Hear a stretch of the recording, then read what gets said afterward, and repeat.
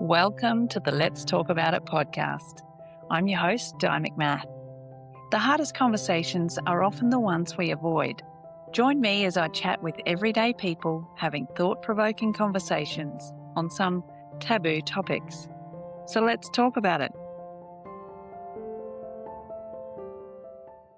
In today's episode, I had originally lined it up to speak with a different tattoo artist about his mind-blowing story, but it never eventuated ending up that way. But fate led us to chatting with Justin Wildig, a man whose life has been anything but ordinary. This Mother's Day tattoo appointment led me leaving with more than just a tattoo. Justin's story is one of resilience, determination, and second chances. But that's only part of it.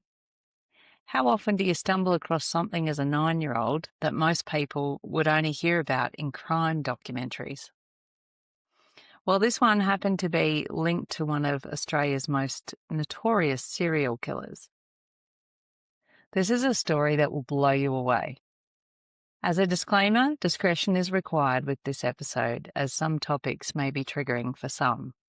Therefore, it's not recommended for those under 18 years of age. This is a conversation about overcoming the unimaginable and choosing to keep fighting, quite literally. It's a short episode today, but one worth listening to. So let's talk about it.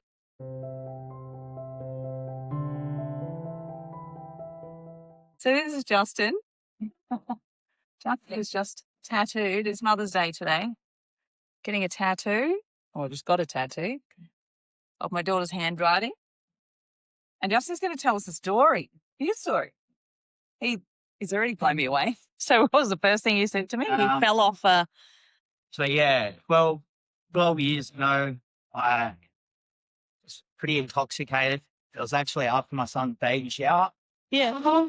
And I was walking, talking to people in the lounge and then walking outside. Yeah. Backwards, and I tripped over the rail and then went straight over the balcony, 2.5 stories. Whoa. I don't remember the accident, but I was broken back, broken neck, and induced coma for 3 months. Oh my gosh. While I was recovering. Doctors told me I'm lucky to walk, lucky to be alive, and that was a miracle. Yeah. And then, but they said I'd never do sport or heavy lifting again, which killed me because I played representative footy at the time. Right. Yeah, and then it was about 5 years I pretty much just hated life, tried to write myself off. Yeah. And then one day I woke up and I'm like, you know what, I'm not going to listen to the doctors. They can't tell me what I can and can't do. Yeah. I started training again, started boxing. Can I just stop you there? So what were your injuries? Broken back and neck. Yeah. Whereabouts? I don't know exactly what it was. Your C-spine? Yeah. And your thoracic? Yeah, and yeah. My was on my tailbone because I landed on my tailbone and then slashed my skull. Yeah. So I had a big hole in the back of my head as well. Yeah. The whole balcony was full of blood. So traumatic brain injury? Yeah. Yeah. Yeah, brain injury. And now Yeah. there's a big lump on the back of my head, like it protrudes out. Okay. Yeah. Yeah, now I fight all the time. So I've got a fight coming up on the 13th of June. So boxing? Yeah. Yeah. Show you Awesome. Yeah, I'd love to see. And then another one on the 27th. You did that locally on the Gold Coast? Yeah. Yeah.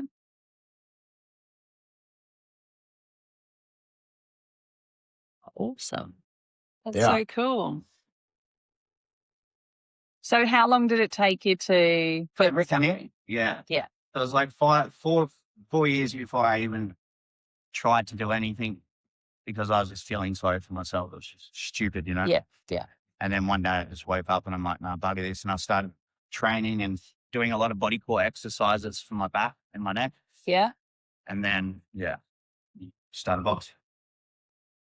So... And then when I was younger, I was 9 years old, and after our footy game, me and my friends were playing in the gully, throwing rocks at each other. And I picked up this skull and I thought it was from one of them party shops. And then took it back home, washed it under the tap outside, went to walk inside, and my friend's mum took it straight off me. Oh my God. And then called the police. Obviously, the police came. They asked us to take it where we found it, and then they dug up the rest of the body. They found a body. Oh my God. So where was this? This was in St. Helens Park. Which is where? In Campbelltown, Sydney. Okay. So this is where Ivan Milat moved to from like Barlow. Whoa. Oh. So they think it's one of his murders, but it was never confirmed. Wow. So once you found out what it was, how did that make you feel? I don't think it really registered, Yeah. You didn't have nightmares or anything? No, not at all. So I don't think it really registered or anything. But it's weird because, like, now that I have that, I'm like, far out. I can imagine my kid finding that 2 years ago. You know what I mean? That's really traumatic, yeah. So what about your mum? Did she have any, I'm not too sure. Oh, because, I couldn't imagine that. Yeah. Yeah. And so the police took us down to the police station, asked us all these questions, and it's like, why would you be doing that to 9-year-olds? You know what I mean? Yeah. But I suppose that's such a spin out. And so did you find out any more about, whether the case was closed or? No, I didn't actually know. So my mum shared me something 2 years ago, and it was a description of the person. So they did a sketch of the person to see what he looked like, to see if anyone knew who he was. Wow. And that was only a couple of years ago. My mum shared to me on Facebook. I'm like, wow. Gee. And I'm like, how many years later that was? Like I'm in my 30s. Wow. It was like over 20 years, and they only just released a sketch on the person. Oh, that's amazing. My ex-husband, his uncle, apparently was in jail. I don't know what he did, but he was in jail with Ivan Milat. Yeah. Yeah. So and apparently knows a bit of stuff, but obviously wasn't telling. So then Ivan Milat's nephew, right, he went to a school in my area, and he ended up axing this guy I played footy. He axed him in the back with an axe, and then he ended up going to prison as well. And then when Ivan Milat died in prison, they killed him straight away. Yeah, so no left. Wow. So how old was this guy when he did that? Oh, he was only like 7. Oh my gosh. He just like a psychopathic family. And he made his 2 friends help him bury the body, and then they went to prison as well, but only for a year because hell was fearing forever. Yeah. There we go. Wow. So can I just quickly take you back to when you said you had a bit of a rough time and you felt sorry for yourself and stuff? Yeah, I pretty much looked over for drugs, to be honest. Yeah. Did you want to end it? Yeah, definitely. And had you defy? My ex moved to Stanthorpe, so my son was out there, and I wasn't driving. I had no family or friends here at the time, so it was really real bad time. Yeah. And so was it something in your head that just went, nah, you've got to change? Yeah. I had a friend as well who said, he was like, man, you're on this 30, It's like, what are you doing? This isn't you, Yeah. And then I stewed on it for a while, and then I didn't think about it. I'm like, what am I doing? Yeah. And it just changed. And so how many fights have you had now? I have 3. Yeah. And what does it give you? Like, is it a real thrill? It's real, adrenaline. It's fun. I love it. Yeah. That's cool. Change it.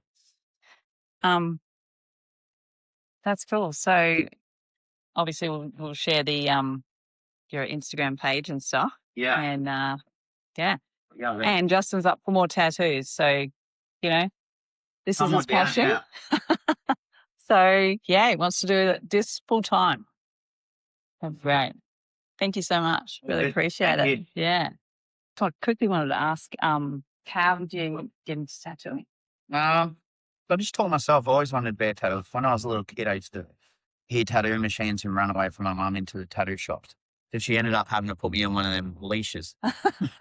So funny. But and then one day I just, I'm like, you know what, I want to tattoo, and I just bought a tattoo machine, so I teach myself, and then So you tattooed on my legs. Yeah. Cool. And then, and then I went in to buy some tattoo supplies, and I had this little anchor on my hand, and they're like, "Oh, that's really cool, man. Who did that?" I'm like, "Oh, I did it." They're like, "So small." And for back then, it was hard to do stuff that small, you know? Yeah. And then it's like, "You want a job?" And I'm like, "Yeah, sweet." And I started the next day. There you go. Yeah. And you were how old?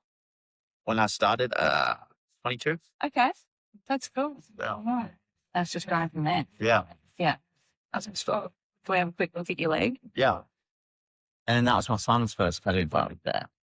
So he So actually. that was my first one from my pocket. Oh, nice. That's really cool. Thanks so much for chatting to us. Oh, good. Yeah. What an incredible conversation.